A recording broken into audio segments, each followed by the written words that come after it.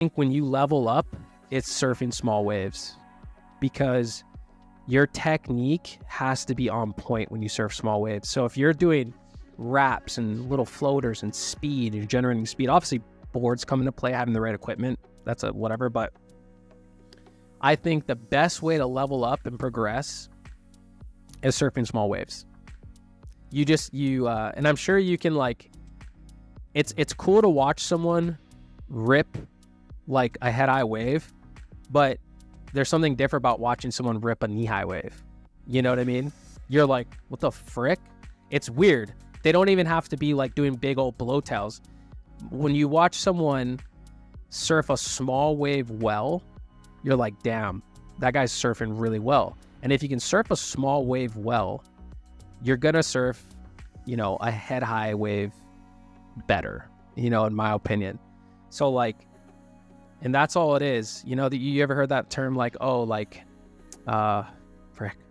It's like, I was telling you before, like, when you surf small waves, you learn to surf light on your feet. And you're like, what does that even mean? Like, to surf light, you know what I mean?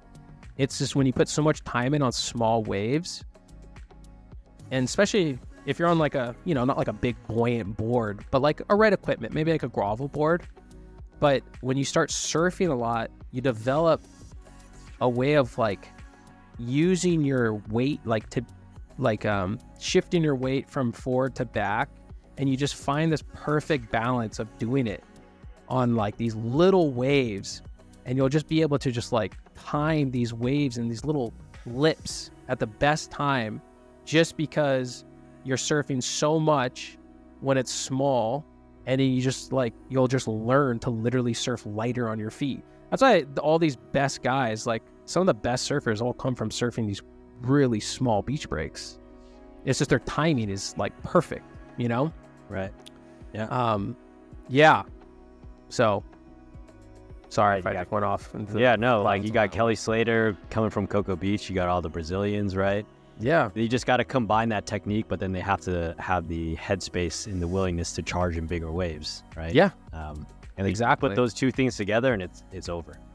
Exactly. It's going to be pretty hard to come. When you're surfing small waves, what it really is just like consistently surfing smaller waves, and you'll develop a way of surfing lighter. You'll be able to surf lighter because you're starting to realize where you need to push and where you need to like let go, when like driving manual, right? So like, if you're staying really compressed, but you don't really spend a lot of time surfing small waves, you're just trying to stay low, it's probably really likely you're just going to kind of like bog out the wave, So it's knowing when to stay compressed at the right time, like on the wave, so you can fit that energy, if that makes sense. Right.